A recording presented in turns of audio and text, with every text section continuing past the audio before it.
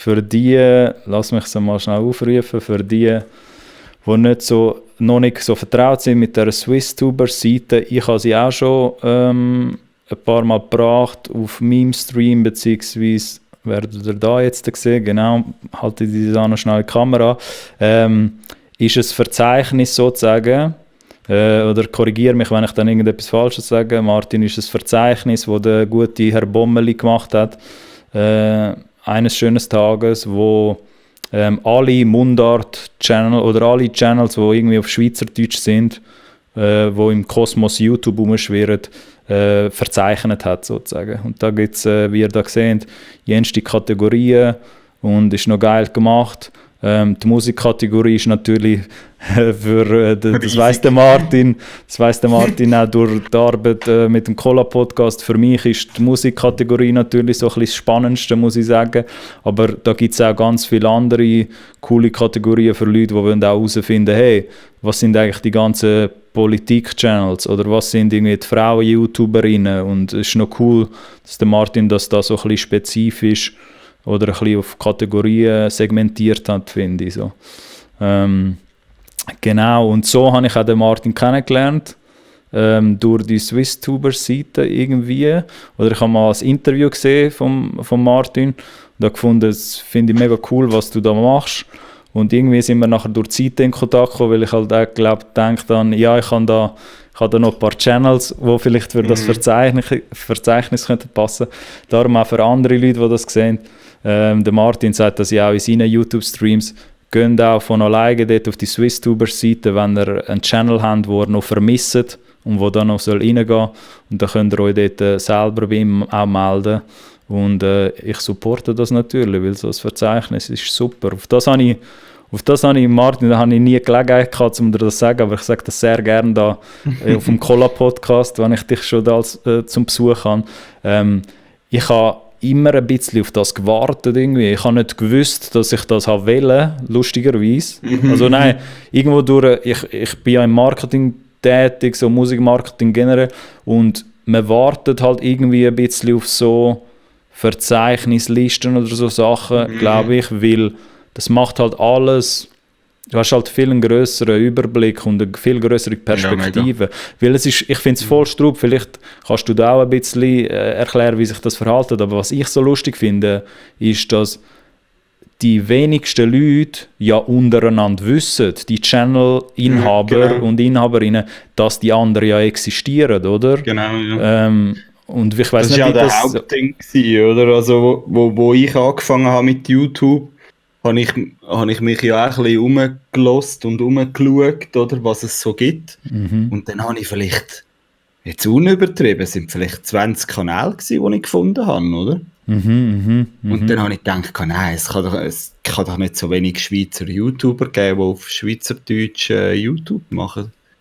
Wann hast du mit der Seite angefangen? 2017, glaube ich. 2017, wow, okay. Und okay, 2017. Ist mega gewachsen, oder? Weil plötzlich, also je mehr, dass ich auch wirklich intensiv danach gesucht habe, auch andere Suchbegriffe dann gebraucht habe als Schweizerdeutsch und so, also wirklich so ein bisschen, einfach noch ein bisschen mehr gesucht habe, intensiver gesucht habe, und es gibt auch noch so ein paar andere Webseiten, wo du nach Geotags, also nach der geografischen, wie sagt man? Ja, nach der geografischen Gegebenheit, ja. Ja, genau. Hast können YouTube-Kanal suchen. Und dort habe ich natürlich dann auch mega viele Sachen gefunden. Dann. Aber das war eine mega Arbeit gewesen, oder? Also musst du dort dann auch, weil du bist, für die, die es nicht wissen, im Informatikbereich, also du kennst dich halt auch sehr gut aus mit, oder besser aus als jetzt ein Normalsterblicher, denke ich, wenn es um Programmierung geht und so, auch Webseitenprogrammierung und Gestaltung. Ist denn das auch mit dem Geografischen alles so ein bisschen, hättest du auch müssen mit so einer API-Schnittstelle anzapfen, oder dass das überhaupt die kannst finden? Ja, das wäre auch möglich gewesen, aber ich habe dir jetzt gerade im Discord noch einen Link geschickt. Das ist eigentlich die Webseite, wo man das selber machen kann. Ah, okay. Also dort gibst du dann das Land ein, Land Schweiz.